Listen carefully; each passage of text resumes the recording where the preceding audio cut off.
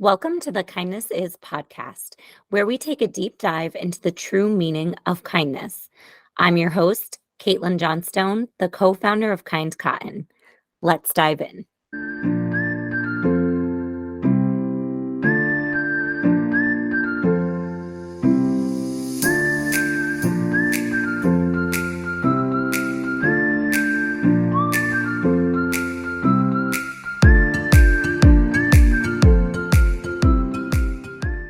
The Kindness Is podcast is finally here, and I cannot think of a better person to have as my first guest than my friend Brian. He is the first person who I ever went live with on Instagram, and now he is the first guest who I am going to have an amazing deep dive conversation with about his true definition of kindness. His definition is going to be rich in the importance of representation and history, and I am just here for everything that he has to say. So without further ado, I would love to welcome you, my first ever guest, Brian Keith Harris. So I have the absolute honor today of interviewing my friend, Brian Keith Harris II. And I want to talk to you all about why this is special for a moment before I introduce Brian, because Brian was my very first Instagram Live many, many moons ago. Brian was actually one of the people who inspired me to do our entire Take a Look Behind the Book on Kind Cotton.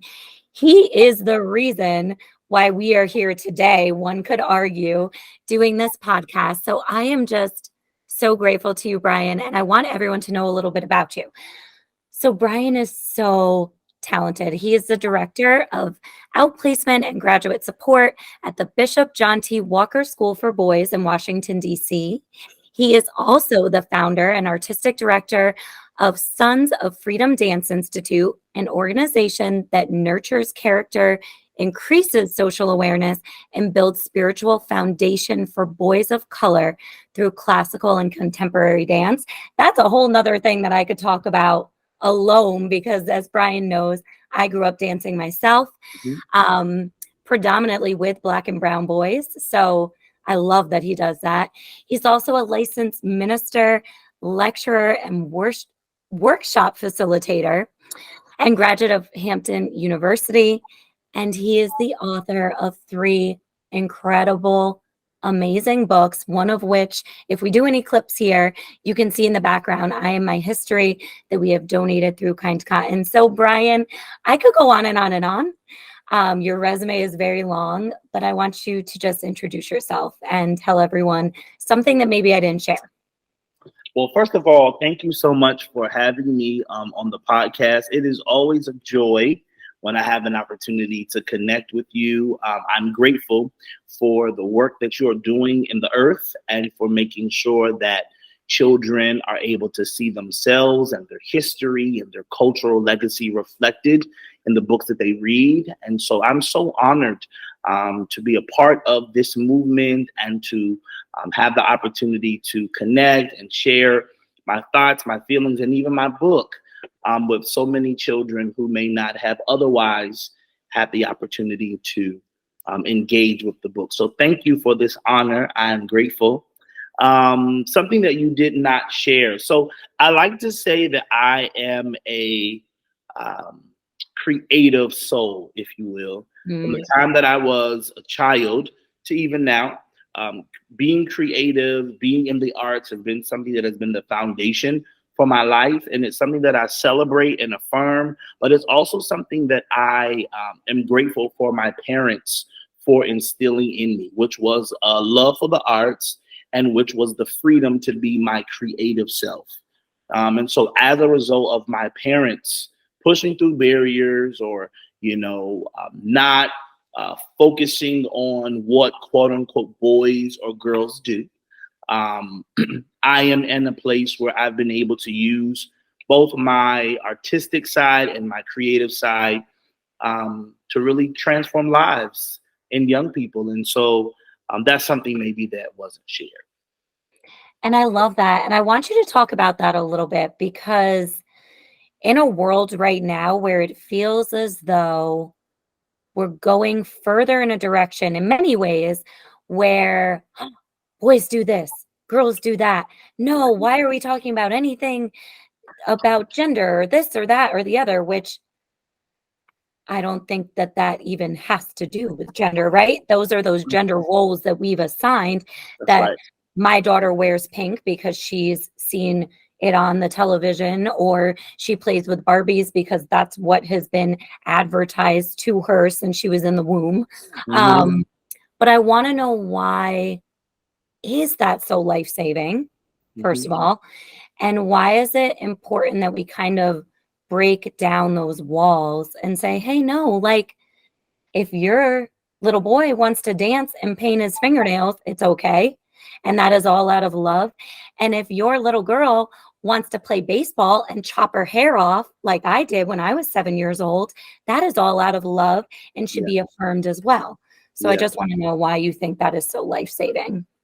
I think it's so life saving because it's liberation at its core. One of the things that, I think my parents did such a great job in is giving me the freedom and the space to be and become.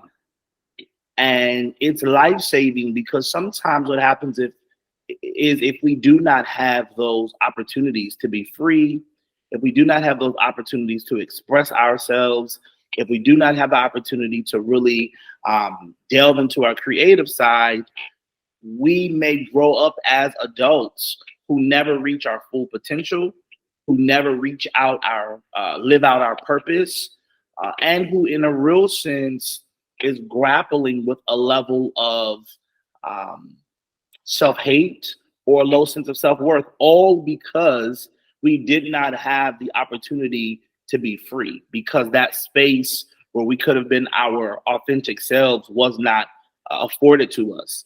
And so when we have those spaces, it is liberating to be your authentic self without any limitations, with reckless abandon, no regard for what society says, or no regard for the stereotypes or stigmas or the narrative that is placed on you because you are a boy or a girl, or a black and brown boy or girl. And so that's the thing. It's life saving because when you give your children and you give others the space to be, it liberates them. That's so beautiful. I mean, that in and of itself is what kindness should be, right? We're all just striving to be who we feel in our deep inner core we are. That's And right. I think when we give children, particularly, the opportunity to do so, they are going to flourish as opposed to feel sadness or harm or anxiety. That's right. And I think what you were doing is beautiful. I would love for you to share. I know myself, just growing up dancing, and dancing in a very non-traditional dance company where we practiced being present and we practiced meditation before I even knew what the word meditation was. Yeah. And we practiced seeing one another and empathizing with one another, which I believe is very similar to some of the things that you practice in your dance company. I would love for you to share maybe one of your favorite moments, or just anything about why movement in such an authentic way, particularly for boys and young men, is so important. Absolutely. Something jumps out at me, an experience, a moment that happened jumps out at me. Um, the youngest young man to dance with Sons of Freedom came to the company when he was 3 years old. He is currently 16 years old. Um, and when he was about 8 or 9, his father died by suicide. And that was obviously a very traumatic, very painful experience for him and his twin sister, because they loved their dad so much. Mhm. And, they were very much connected to him, as they should be. Um, and after his father passed away, we noticed that his communication lessened, and he began to become very withdrawn. And mom not really knowing what to do as she has lost her husband and also the father of her children. She just came to me and she just said, can you help us? And so I really didn't know what to do either at first. And then it just kind of dawned on me. So I went to him and I talked to him and I said, you know, I want us to sit down and do an activity where, if you're ready, I want us to be able to write some of the things that were so special to you about your father. What were some of the things that made you smile about him? What were some of those moments that brought you joy? Talk to me a little bit about those pieces. And he did. And we shared this for probably about 2 or 3 sessions. And we had like pages of notes of different things. And what I did was I wrote down things while he just kind of shared.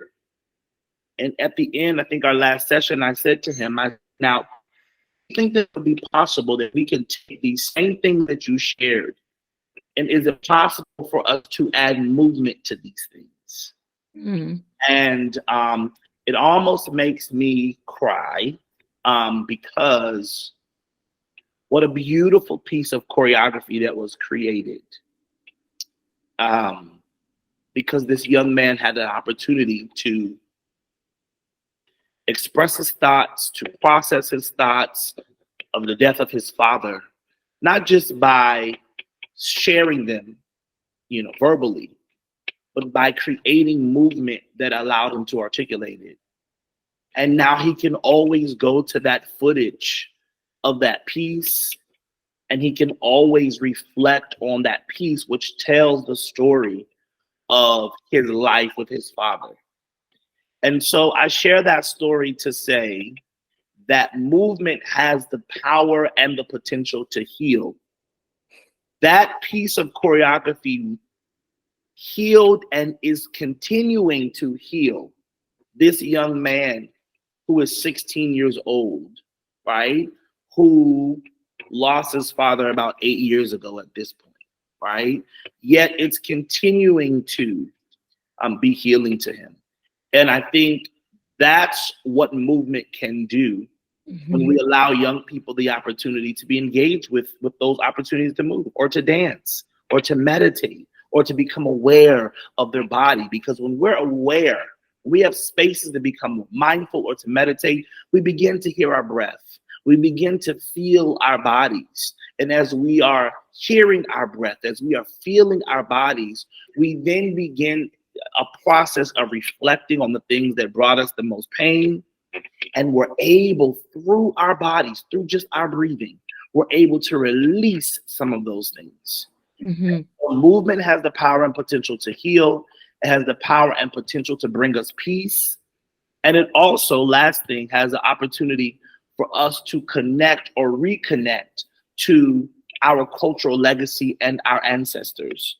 When we think about the thing that is so centralized to African people and to us as African Americans, a part of the diaspora, the core is dance and movement. And so whenever we are dancing, whenever we're introducing dance and movement to our children, whenever they're in a space where they can experience and express joy through their movement, that is the time at which they're connecting to those ancestors, who didn't have that opportunity to move because of enslavement. So it has so many different meanings and so much power and potential to do so many things. And that is why, I am a proponent of those movement classes, not just after school programming, embedded in daily curriculum. Even at our own school, we have mindfulness that is embedded into our daily instruction, because our children need to, in a real sense, every day they need to be aware. Every day they need to be in touch with their bodies and their spirit and their soul and their breath in order for them to continue to heal and be made whole. I think that's really beautiful. And I think you touched upon something that's so important, in that we tell ourselves as adults, right? Right. Take a breath. That's take right. the time you need. rest and restore, connect to things that bring you joy, be kind to yourself, be kind to your mind. And then oftentimes in traditional settings with children, and I'm not just talking school, I'm talking even as a parent. Mm-hmm. There are times in which I need to remind myself of the humanity of my child, That's right. right? They need those same things. That's They're right. allowed to be given the grace to make mistakes. They're allowed to need to take time to move their bodies. That's right. And we need to give them the kindness and the love and the tools to do so. So I absolutely love that you brought up bringing that into school. I love that you have this company, particularly for boys. Yeah. I think there is and strange stigma surrounding it, and there should not be. That's And right. I think men and boys need to connect with their bodies and their emotion. And I think we see much more socially, emotionally connected, strong men when they're able to do that as children. That's So I commend you for that. I think it's incredible. I right. also want to talk to you a little bit about your books, what inspired you to write them. And you know what? Let's start with that because there's a lot of things that I can ask you about your incredible work as books. So, what inspired you to become a writer?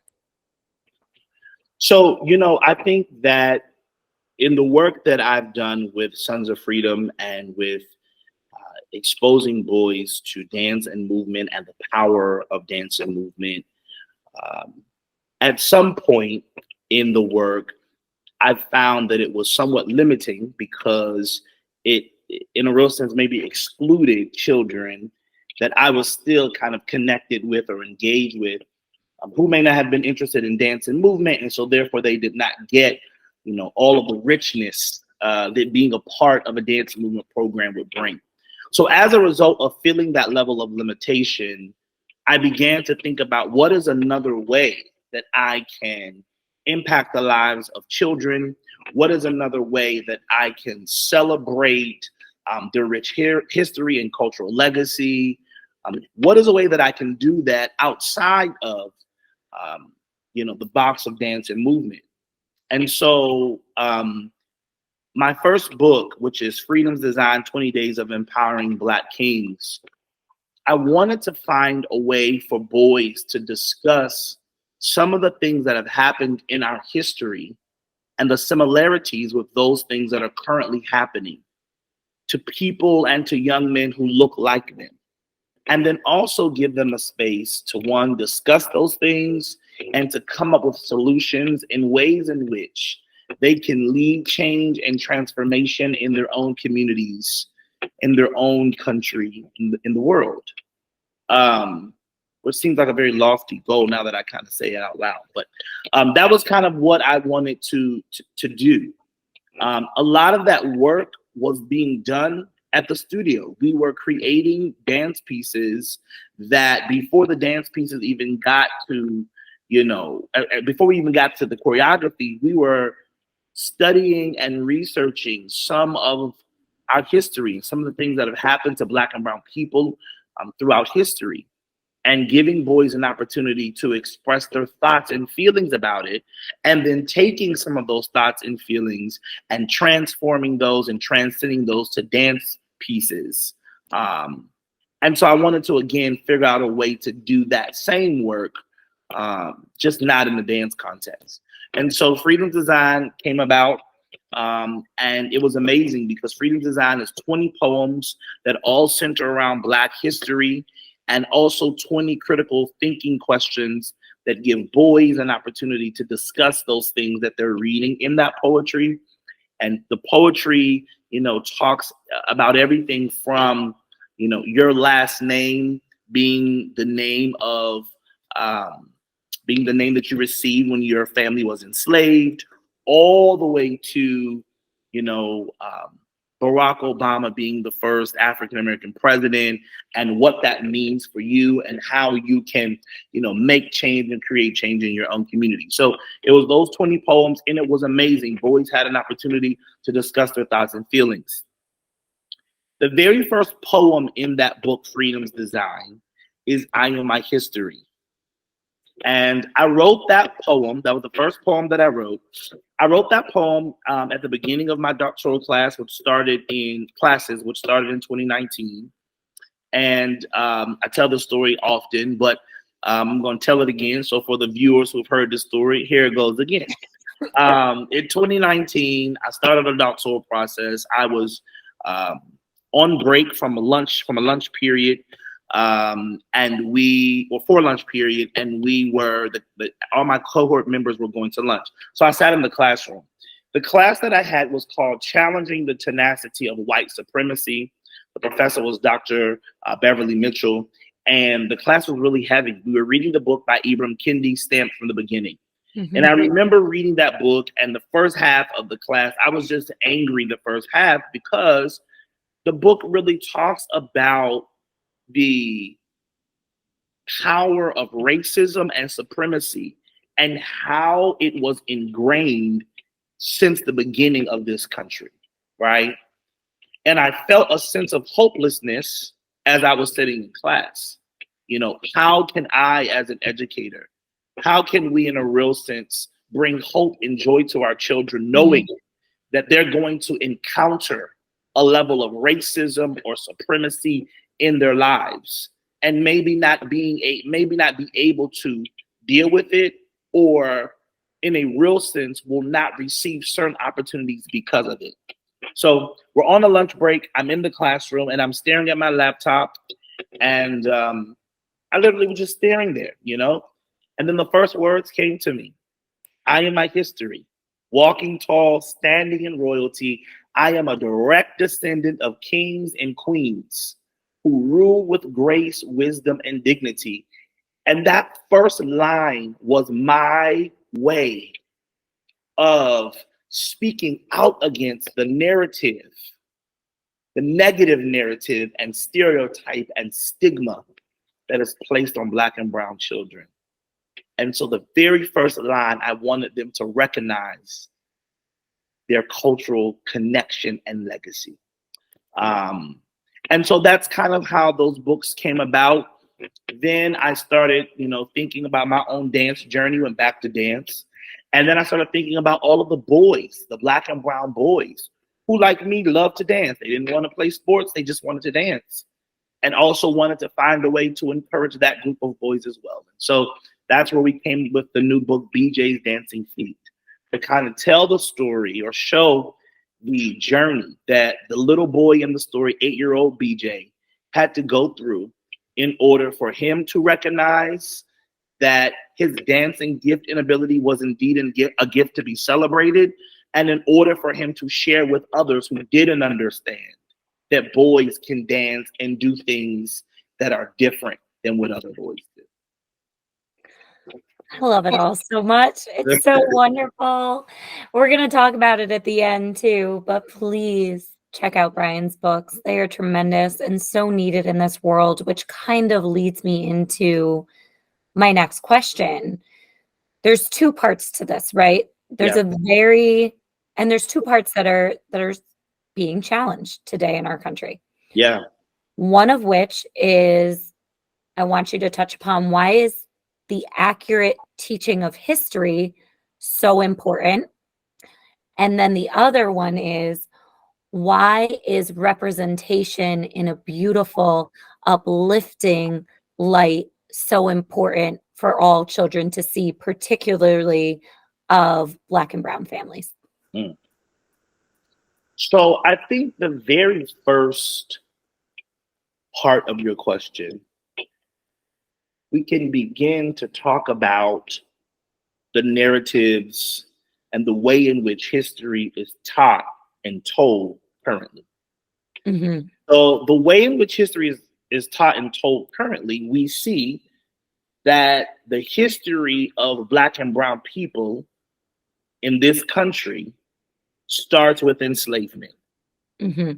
And it starts with struggle.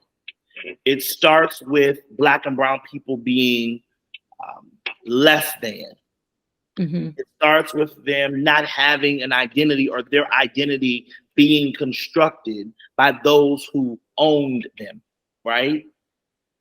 And the danger with us starting the history of Black and brown people there is that our children will begin to see themselves and their history through the lenses of enslavement that is not often empowering.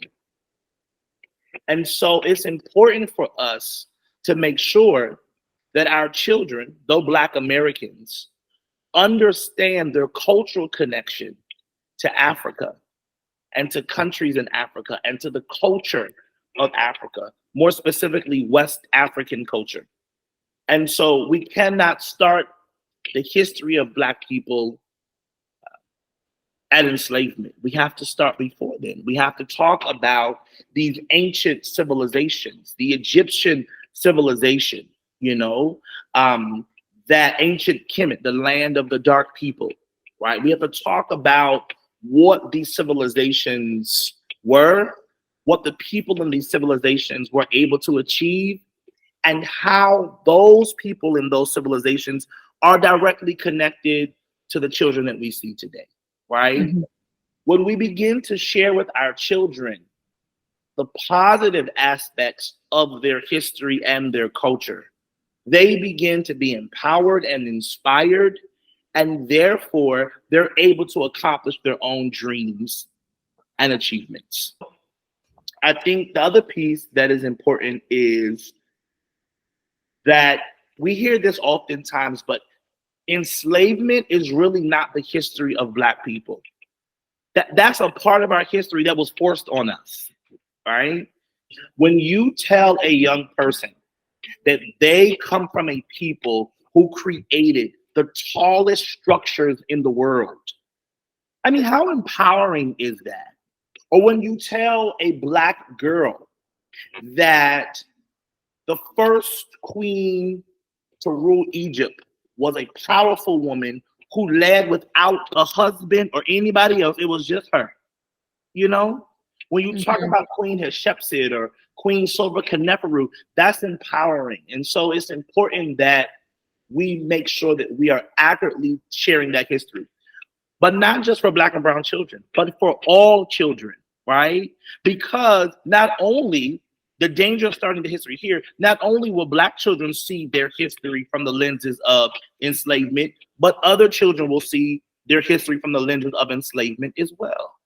So it's important that all children understand that the history of Black people did not start in America. It started in Africa. And these were the things that are unique to African culture and its people.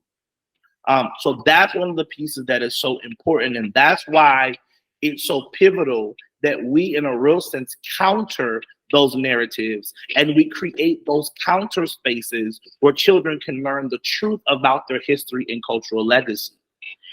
And that, therefore, is so important because when you start with that positive narrative, then children develop what I consider to be a healthy sense of identity. And when you have a healthy sense of who you are, there's nothing that anyone can tell you that can deter that or that can break that, because you have that healthy sense of who you are and from where you have come. Yeah, we've kind of come full circle. It's back to that idea of being authentically yourself and being grounded in that and being proud of that. And that is so important. You also mentioned something that, like you said before, people have probably heard me share this story a million times. But when I was still teaching, the last school that I taught at was predominantly white, middle upper class school. And someone got all aggravated and up in arms about some Instagram posts that I made. I think about Dr. Seuss or teaching Black History 365 or I don't know. And basically said, I don't get it. If you care so much about Black lives, why are you teaching white children?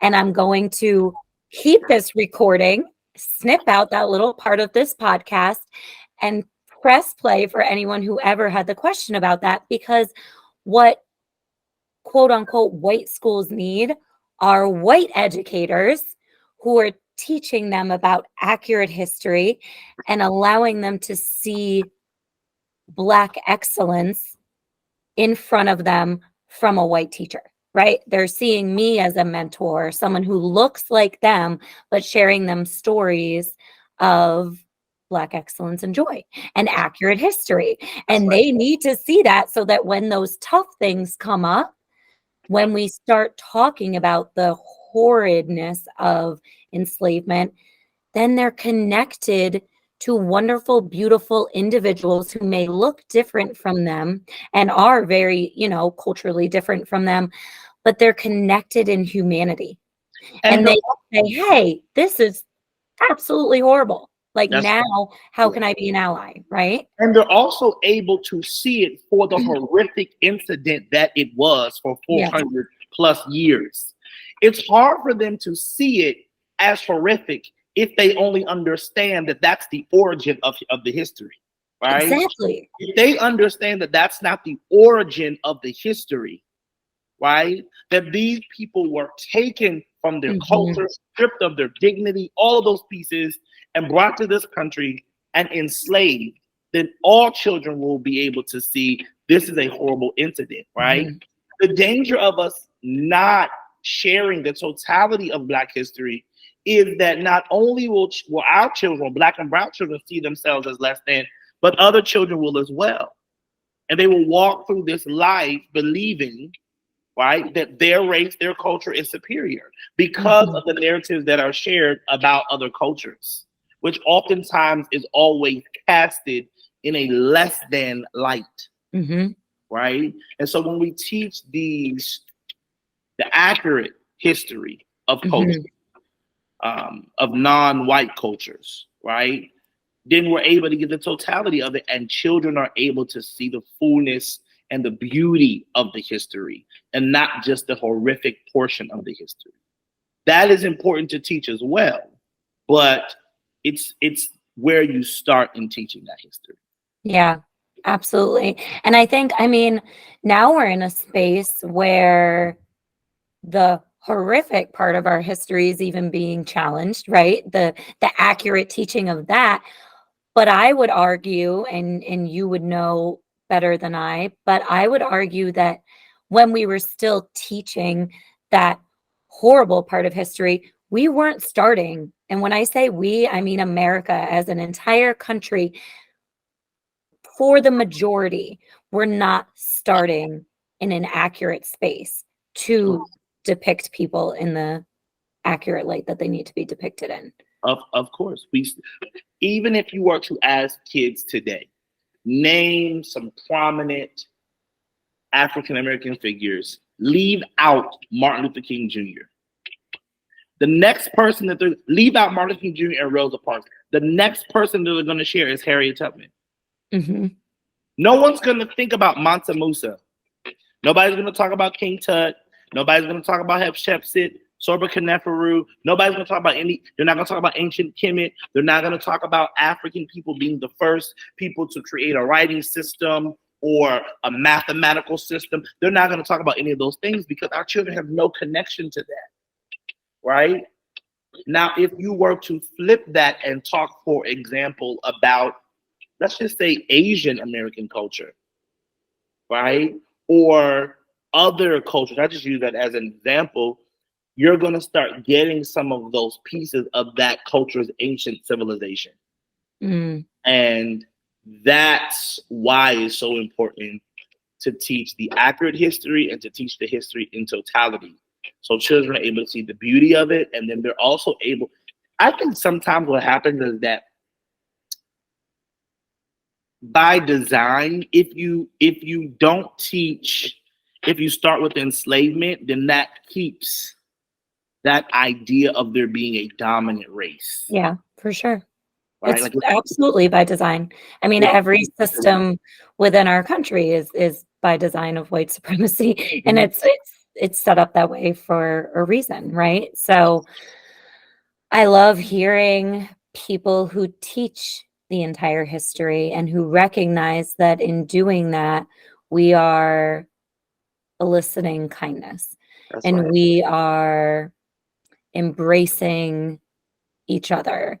And in doing that, we're producing more empathetic children and right. hopefully a more empathetic society as we move forward. So it's refreshing to talk to you because oftentimes we can all get bogged down in a scary, scary world right now where we feel as though the bad guys are winning and there That's right. aren't people fighting for inclusive education and inclusive history. And it just brings me to a space of hope, Mhm. knowing that there are people out there doing their part and there are people out there who care about this. So I hope that those of you who are listening feel that sense of hope too. And know Yeah. that you could do something about that too, right? Like we don't want to stop there. You need to do something about that. After hearing Brian talk, you need to be the ones attending the school board meetings and calling the superintendents and doing all these things so that books like this are a part of curriculums and we change that narrative. Yeah. The other thing I say to that, because there are always teachers who want to do this work of making sure that accurate history is being taught and really making sure Mhm. that kindness is something that is shared among all of the children in the classroom, through the lenses of their history and their cultural legacy. And what happens is that because of the book bans and all of those pieces that would prevent them from doing this work fully, many teachers feel like their hands are tied and there's nothing else for them to do. And then they also feel like, you know, I don't feel comfortable going to a school board meeting or standing up. And to those teachers, I say this, that in addition to us challenging the system that is continuing to erase the history of groups of people, people of color in particular, as educators, we should be mobilizing and coming together to Mhm. create other spaces for children to learn their history and their culture. I haven't really heard a lot of people talking about that. Like, Mm. because that's also it's also by design. Like speaking out against challenging systems, yes, that creates change. But in the midst and while that's happening, we are also going to create our own organization so that we can continue to make sure that our children are learning this. Because you may ban books in this building, but you can't ban a book in my house. Mhm. You can't ban a book in this organization that we've created. And so that would be my encouragement for educators who may feel like their hands are tied and who may not feel comfortable, advocating in a school board setting, right? Or in a, city council setting. Advocate by coming together, mobilizing and creating spaces, whatever those spaces look like, creating those spaces for children to continue learning the truth.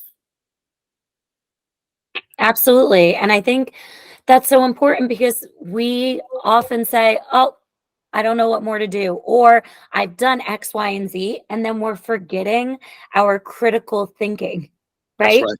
We're forgetting to think outside the box and do more and create ways in which children still have access to these books or children still have access to this history. And I appreciate you pointing that out because I think we are in a time where we're saying, I'm exhausted of doing it and doing it and doing it, doing all the things that we're quote unquote supposed to do, Yeah. and I'm not getting the outcome that I need. Well, you know what? Do something else, think outside the box. So I That's appreciate you sharing that for sure. right. So, Brian, I'm going to ask everyone, and I did not give you the heads up on this. So I appreciate if you say, Kaitlin, you didn't email me this. So I don't know right off the top of my head. I'm going to ask everyone who we have on this podcast, what is your true definition of kindness? I would say that kindness is the ability to see, celebrate, and affirm others as their full and authentic selves. People, you need to know that he really didn't know I was going to ask him that. I And did. it was the most beautiful definition. I could listen to you talk all day. And I know that when we went live, this was 2 years ago. I can't Yes. believe I'm saying this. Also, Brian and I live very close to one another right now, and I'm putting the pressure on him because we have yet to meet in person, which is It has to absurd happen. to me. Right. It has to happen. But when we went live 2 years ago, so many people said to me, "I could just listen to this man speak." And that is your gift Thank you. amongst many other things. But I just want to tell you that what you are doing is powerful. Your voice is needed. And I'm so very grateful to not only know you on this kind cotton level, but to have connected with you as a human. Yes. And before we say goodbye, I want you to tell everyone where they can follow you, how they can support your work, and where they can buy your books. Wow. Thank you. That was beautiful. I appreciate that. So my books can be purchased on Amazon. You can actually go to my website, briankeithharris.com, and there's a variety of products for you to purchase on there as well. There's a teaching guide to the books. There are some free tools. There are some things about mindfulness and movement that will be helpful if you're looking for those things. So briankeithharris.com is the website, and that will take you directly to purchasing the books.